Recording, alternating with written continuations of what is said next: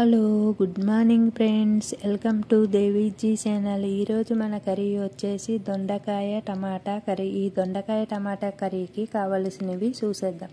దొండకాయలు, టమాటా, ఉల్లిపాయ, 3 పచ్చిమిర్చి, 1 రెబ్బ కరివేపాకు, పోపు దినుసులకి ఆవాలు, జీలకర్ర, మినపప్పు.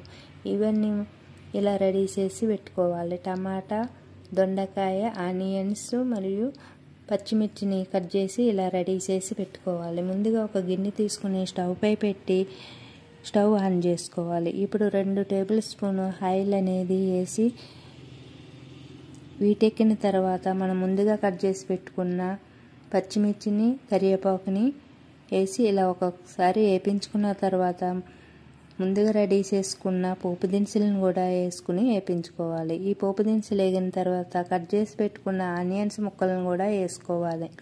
ఇలా 2 సార్లు కలిపిన తర్వాత 1 స్పూను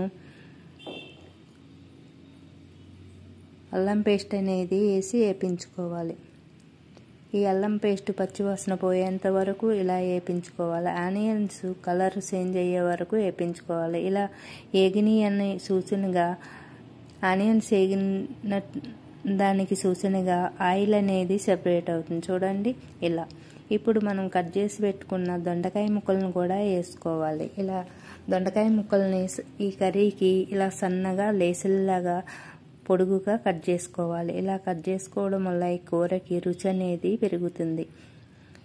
మనం వెజిటేబుల్ ఏవైనా సరే ఎప్పుడు ఒకేలా కాకుండా మనం వెరైటీగా కట్ చేసుకుంటే మనకి కర్రీ అనేది వెరైటీగా కనిపిస్తుంది. అంతేకాదు మనకు తృప్తిగా వెరైటీగా చేసుకున్నట్టు మన ఫీలింగ్ కూడా అవుతుంది. ఇప్పుడు మనం ముందుగా కట్ చేసుకున్న టమాటా ముక్కలను కూడా వేసి వేపించుకోవాలి. దొండకాయ ముక్కలు అనేది ఎగిపోయినాయి కదండి. ఇప్పుడు టమాటా ముక్కలు వేసుకున్న తర్వాత 1 స్పూన్ కారం, కొద్దిగా పసుపు, 1 స్పూన్ సాల్ట్ని అయితే వేసుకున్నానండి. ఇలా వేసుకుని ముక్కలన్నీ కలిసేటట్టు కలుపుకోవాలి. ఈ టమాటా ముక్కలు అనేది ఫ్రై అయిపోయే వరకు ఇలా కలుపుకుంటూ వేపించుకోవాలి.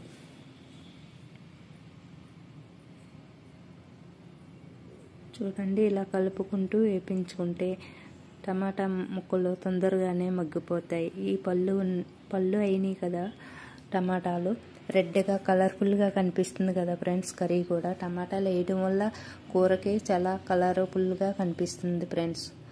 ఏ కర్రీలోకైనా టమాటా వేయడం వల్ల కలర్ఫుల్గా కనిపిస్తుంది. ఇప్పుడు మనము 1 గ్లాసు వాటర్ అనేది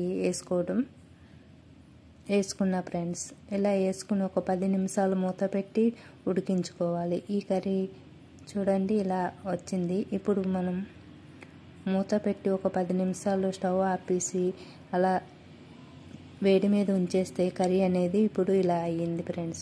ఈ కర్రీ చాలా టేస్టీగా ఉంటుంది రైస్లోకి. ఈ వీడియో మీకు నచ్చితే లైక్ చేయండి, షేర్ చేయండి. మన వీడియోని సపోర్ట్ చేస్తూ